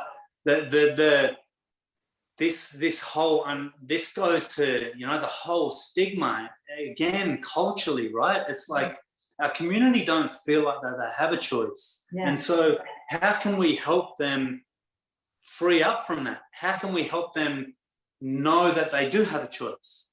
And know that there is a path to not only move through their challenges, but at the other end of it, there's this ability to thrive. It's not just to survive, right? It's to thrive. And this is what I just, it's been my life now with all this personal development over the years, and now with FIFOzero, I know what's possible, and I know that we can create this for our community. And I believe that, again, I feel like that because those culture elements are at play and the scale that they kind of are, we're not going to achieve it by just doing a wellness initiative. And yes, we're gonna incite change on a small incremental stage, but what happens is it just we sit back into old habits, right? And there's a certain part of our culture that still is like, this training's just another tick box. So the relationship to that is still there, right? It's just another tick box. Big corporate don't give a shit about us. So we need to be able to bridge that gap. And we have to go, well, no, like there are amazing community, like there are amazing people in our mining community that actually really do care. And so how do we merge them too, and then create a culture for that we're there for one another? And we believe it's in that power of first step, taking ownership for ourselves and going, you know what, I can do things differently here. Because the thing is that if you take ownership for yourself and take responsibility for yourself, hold yourself accountable, congruent to your own word to yourself, right? When you step up for yourself like that, and obviously you're coming from your inner stance, you know where you operate from, automatically you are more open, right, to feeling like you want to believe that they've got your back a little bit more than you thought that they had. You know what I mean? It's like it helps open up opportunities, takes the blinders off a little bit. And not only that, it also then doesn't matter as much what management are doing anyway, because you've got your own back. So kind of like... 100% at play. You're exactly right. It's about having that balanced state for ourselves, and knowing that whatever is at play, within our culture and within management at play right now, we need to know that we are, we're not going to get caught up and lost in that whole, and we're not going to become a part of that. We're grounded in ourselves to know what's most important, and we're going to stay connected to that. But of course we all want a productive and supportive work environment, right? No one wants to come to work and feel like so-and-so over there is like doesn't have our back, and like they're just pushing us to achieve production. Right. And look, we can't, but we also can't pretend that it's like that's not also like it's it's not the case elsewhere. There are amazing leaders out there that are really mindful of and really, I mean, when you've got that kind of workplace, it shifts to people are more focused, more productive, and actually the numbers go through, right? So this has actually been measured now. There's been big study into our FIFO community. There was like well over 60 independent studies that were done within our industry, and they were combined into one study, and then they brought out 18 recommendations into FIFO. Then they wrote the code of practice. Yeah. And so they know now, it's been measured, that for every dollar spent, you're almost getting a 5-to-1 return. Yeah. And like, it's always been shit, right? That it's all, our well-being has always been associated to just fucking just the money. It's just production, right? Yeah. But now that we know that, I believe that the industry is now shifting. It's actually shifting, and for the very for us to be, 3 years working with Rio Tinto, and we're, like I said, we're about to just roll out our 3rd year, and to have that leadership in and around it and want this for their workplace tells you that the industry is shifting. And they even yeah, yeah, right. That it tells you that we're at the beginning of creating this. And so they're actually articulating to us that they know that they have to move away from the isolated once a month model. Yeah. We had a laugh early on with a superintendent at Rio, and we said, let's take safety away and do it 1 month a year. And or let's do it one day a year. We'll treat it like Are You OK Day. We'll do safety 1 day a year. And he pissed himself laughing, right? Because you can't lift a finger without doing a take 5 JHA for a reason, because they're immersing you in what is actually going to keep you safe and your workmates safe, right? And so we have to immerse our culture in what it actually takes to be emotionally fit, mental safety. And so what does this look like for ourselves? And so it should be included in all the morning meetings, because I mean every day there's meetings, right? Every day. Shift. And it's like, it used to be like, breathe down their neck, scold the hell out of them, do a few stretches, Yeah, you're good to go. Yeah, I know. I've been part of those stretches, and I've been part of those conversations of like, just, you're here to do a job, you earn good money, just get the job done. Like, that was very early on, but also I've been part of conversations where they have been supportive and like that, that help is available, and there, so there's been these two worlds that have been competing. And so when we know that this is actually happening, it gives us the contrast, because like we can look at the paper and we can see all the doom and gloom, right? And it gives us no contrast to and I don't know read that purposely, because I know. Same. I know where it's headed. I know that there's amazing people out there making change and leading by example. So I don't read it, and I don't. 100%. Me either. I don't either. I haven't owned a TV in years, and purposely for that reason. Because we have to be mindful of what occupies our headspace, because it's feeding our narrative more than we know. And this is what I was saying before. The brain doesn't know what's real or not real. It just believe what keeps happening. And so when we know that, we have to be mindful of what occupies our headspace, because we're easily manipulated into a way in which, like, where people feel like that this is at play. And so I mean, we just have to understand that that's at play. And I got connected to an amazing community that I talked about early on in this conversation. And that community is called Abundance Digital. And because I'm a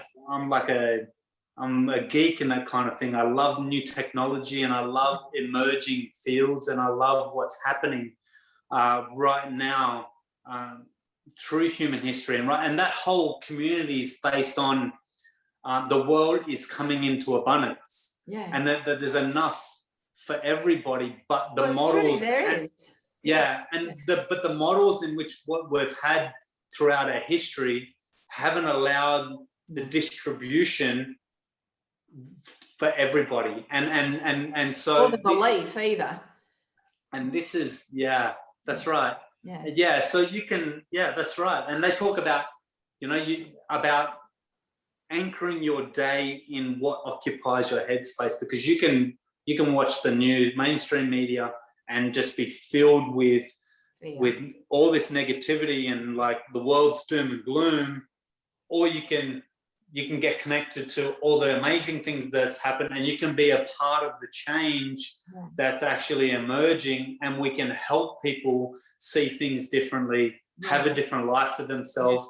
This is what it means to have that abundance mindset. To know that this is actually possible.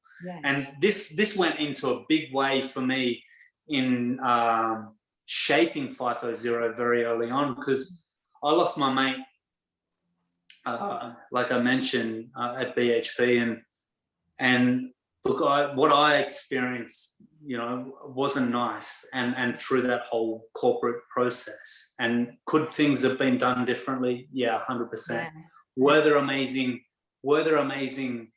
people that were helping me? 100%. Right. So I believe that us as individuals and again as communities, we can get better at what that looks like, right? So we can create that safety net for our community when we're struggling. We can help them get connected to that. And so I had to personally take that journey of taking myself out of that. Again, I immersed myself in all the Are You OK stuff, and that really helped me transition, and have clarity, because I was still emotional about the whole thing, right? And so, again, just at that time, you just knowing that the community support is available. I found a community network through CrossFit that I never thought I'd find, I thought it was just a gym. And I went in there and I just use that as an example, because it could be anything that we enjoy. Like, it could be a rugby team. I played rugby league all my life growing up. So that support network, whatever it is. But I got connected to this community, and I was last to finish in the class. I wasn't fit. And I had everybody standing me around, pushing me on. And I was like, what the fuck is going on here? I hadn't experienced anything like that, And so what I really wanted to highlight through that process with Are You OK was helping people understand that these communities are not just about your physical well-being. It's about your emotional well-being as well. It's about that connection to community. It's about being a part of something. So when you had something you on, right? That's right. And it's not like feeling like you haven't reached this stage of where you've arrived, like you're perfect. Like, I've been through, and even for me today, for all the work that I've gone through, I'm not perfect. I still struggle from time to time. I still go through it, but I'm balanced in knowing that that's what's going on, and I know that I'm not going to stay there. I can go, okay, what's going on here, and I can move through it in a different way and evolve from it. And so it's a very different way of being stuck and feeling like it's me. And so, that community really, really helped me move through that, because that was at the time when I left BHP and all that stuff happened with my mate. And so, I was just, again, another life event, inflection point, where my life has never been the same since, right? And so this is why I love the physical well-being, because the foundation for us as humans is what is our purpose to our emotional well-being, and what is our purpose to our physical well-being and our relationship to ourselves. So that foundation, like you talked about before, about having that space, to come from that grounded space, to know that you can move through it, and so when we take care of those two worlds for ourselves, we set ourselves up to tackle and move through things in a more healthy, grounded way. And yeah, very early on, it's challenging for us, right? And this is where being connected to a coach and support networks really help us until we embed that for ourselves more and more. We get stronger, more connected to what it is for us. And therefore, it moves into roles and relationships where they become healthier, more connected, and it moves into higher levels of relating and you know, goals and achieving.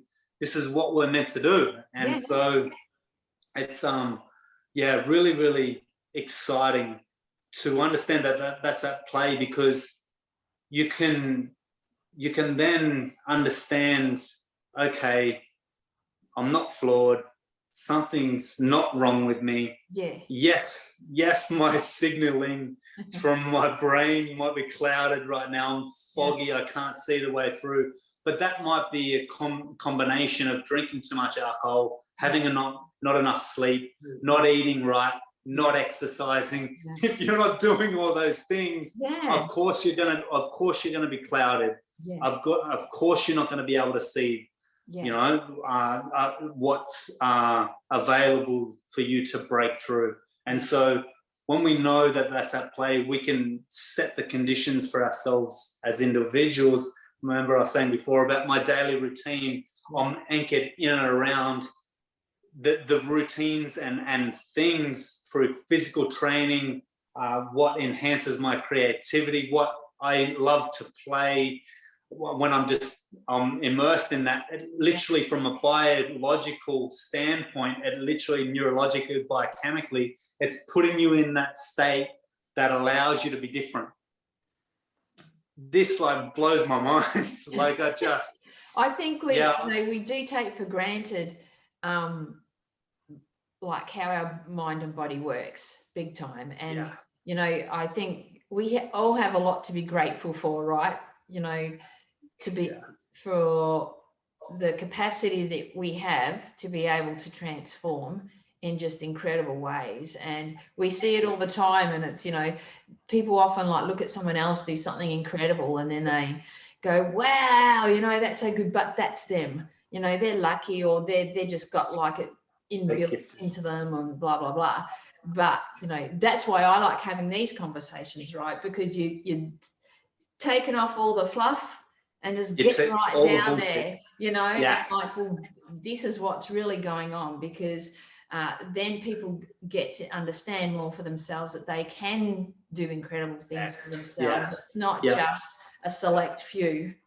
No, 100%. It's not that everybody's gifted in a way, right? It's like, look, in saying that, I'm not going to be like a professional high jumper.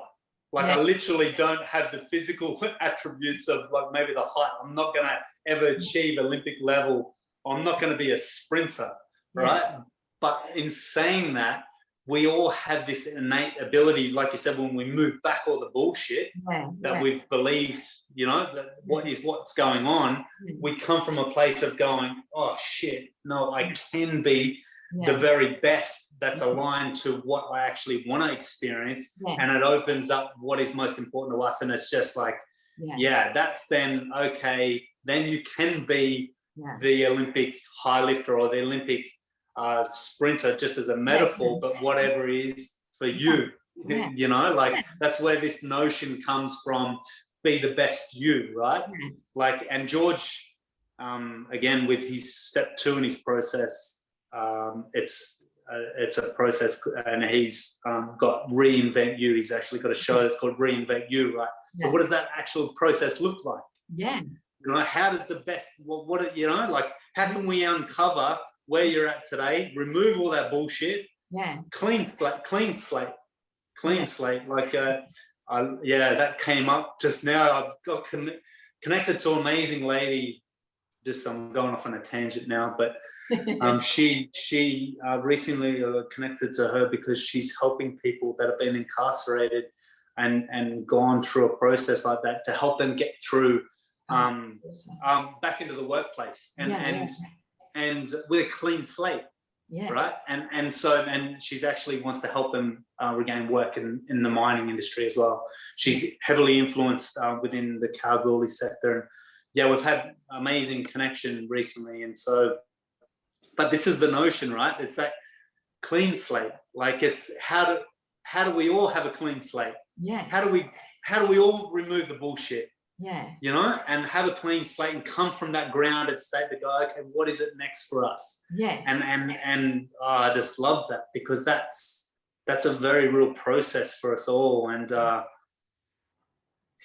yeah. It's an awesome process. Yeah. It doesn't really always feel awesome, but it is an awesome process. And the lifelong effects from that, from putting in the work to do that, yeah, you know, is tremendous. And, you know, and you can continue to use those skills over and over and over again. Once you know how to do that for yourself, you can just continue to grow, and that's it, because you're then armed with all the right stuff to know how to go about it. Yeah, 100%. Yeah, and that's what the work's designed to do. It's designed to help you embody that for yourself, and then build on that throughout your life. Because like we mentioned, we don't get to this point where you know, we've arrived, but we know that we're all a work in progress. And when the highs and lows come throughout life, we have that level of resilience to move through it when they come. And therefore we're just constantly throughout our life, we're constantly moving through life's challenges and evolving and learning and growing from them. And so yeah, that's where it's exciting, because it never ends for us throughout life, like right into old age, right? It's just like, why do you see people? I met an incredible person just a few weeks ago in my neighborhood. Just recently, look, I don't know if you can see, I've got a scar here. I've had surgery not that long ago. I ruptured my pec. It came off my shoulder bench pressing. So horrible experience. So I'm still very much in rehab and gaining strength back in this. I've only just started my strength component the last 3 weeks, but I met an incredible guy down at shopping. I was like, got my groceries, I'm walking out, and this guy, he just like, I was in a sling, and he's like, he asked me, he goes, "Yeah, all right, mate, what's been happening?" And we got into conversation, literally walked out of the shopping center, put the shopping bags down, and we're deep in conversation. And this guy was like, he was from Newcastle, and he was a part of the inaugural, at the Knights. He had something, he was in like a board there higher, because we got to talking about rugby league and stuff like that. And his wife was over here for work, and that's why he was here. I think they've got an apartment down here. But yeah, he was in his mid-70s, and this guy was just exuding like life, right? He just had a presence about himself. He had a vibrancy for life, like he's connected. And you know, he was massive, like he towered over me, and I'm 6 foot, and he was telling me about, you know, the weight that he used to squat and bench press and stuff back in his day, and I was just like, whoa, like that's next level, right? And he just tells me now about how he goes through his daily routine of his exercise, and he goes, I don't need any of that big weight and stuff. And that you kind of go through a process, I think, you know, growing up, and I did it as well, like the ego personality can kind of take over. You're like, especially as a man, you're trying to, you know, flex this, you know, I'm strong externally through my physical presence, but like it's now he's content with moving through the process of just keeping his body fluid, and that's what, again, it's when you know that notion, right? It's keeping your body fluid and vibrant. You're creating that circulation, not stagnation. Throughout the body, and so he's just doing daily exercises in his lounge room, which is cool. And the same thing applies with our emotional well-being, right? About creating that fluidity through there, so not being stuck. creating that fluidity. Let's move through it. Let's adapt and grow. And so it's a really powerful metaphor to understand for us. You know, that it's That's cool. It's awesome, isn't it, when you get insights into things from other people and you go, I get it makes sense to us. And that's why I've just profoundly obviously been impacted by George's work and what he does. He sits on the level of like Congress with a movement called World Kindness. And he actually trains government level influencers throughout the whole world, teaches them how to be kind within their influence of their workplace, which is just a profound thing. And he said one thing that really impacted me a few weeks back was that stories are the currency of humanity. Right. And it's just such a powerful notion, because again, I can share my story, you can share your story, and you can have people that can relate to your story, and that helps them to go, I'm going through the same thing. It helps them to understand that we're all the same, you know, and it's normal to go through those things. So a big part of our passion behind FIFOzero is about bringing those conversations to the surface and again normalizing the challenges that we all go through. But you know, we've got a handful of people that are actually coaches like yourself coming on board right now, and they want to be a part of their actually lived experience as well. And so they're talking about their journey. And one of them owns a wellness studio, and one of them is heavily oil and gas, and you know, he's got a family, and he talks about how he moved out of not drinking alcohol. So and now he coaches people doing that as well. So this is a really powerful thing that we want to share within our community, because we want to help bring these conversations and stories together that helps everybody within our community know that we're all into this together and we're all the same. So so if you go for it. Sorry, go. No. Well, I was just going to say if anybody out there that's listening to this and wants to be a part of it, this is what's at play. You know, it's that's exactly what I was going to ask. You've just read my mind. How can people like reach out to you? You know what I mean?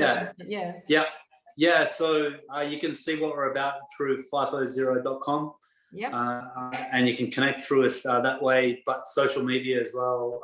You can get me through LinkedIn, Blake Wood, also Instagram, Facebook, FIFOzero, you'll see, and again, Blake Wood on both platforms. You can see what we're all about there. And there's a lot to it, and we're just scratching the surface.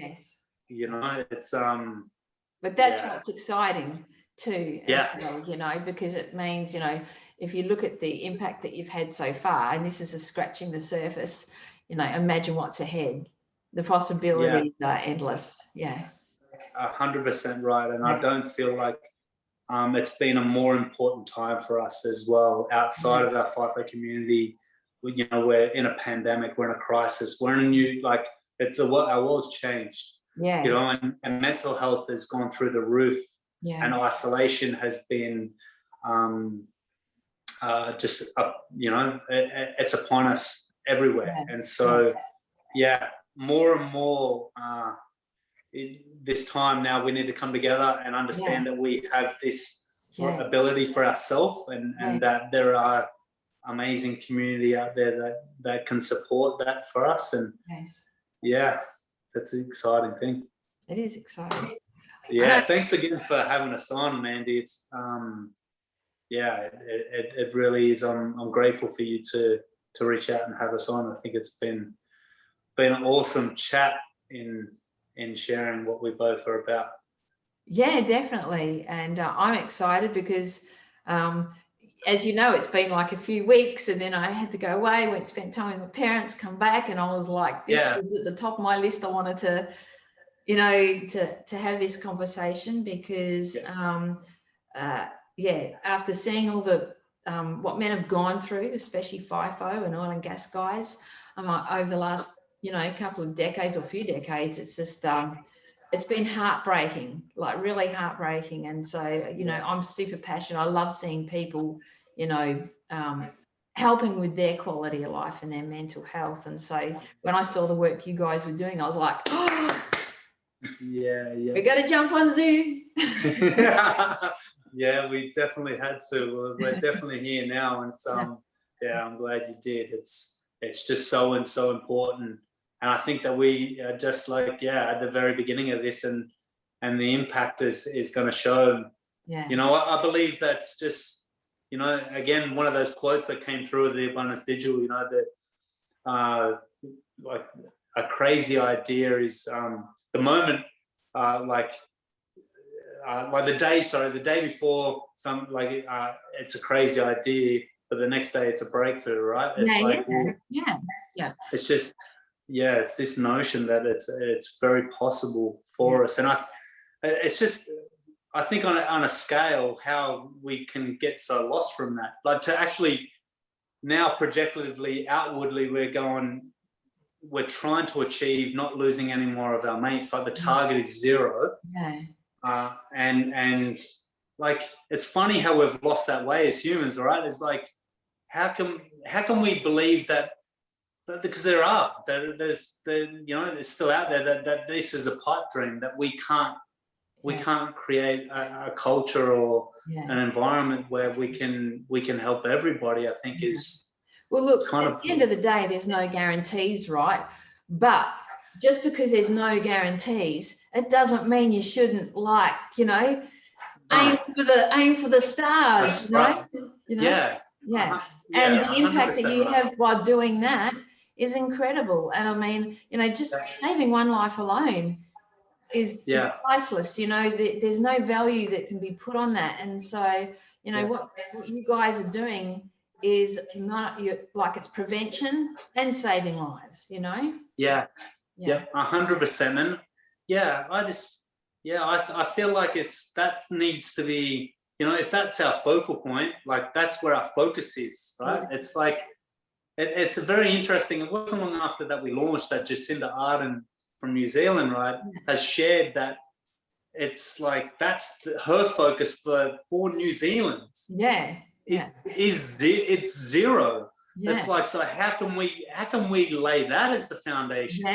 You know, and I've done a lot of studies into, you know, other programs and initiatives that are out there, and you know, our target is by reducing the rate, you know, to a certain percentage in 5-6 years time. And I think to myself, why can't that be at 0 in 5-6 years time? You know, it's almost like that we're condoning losing friends and family along the way.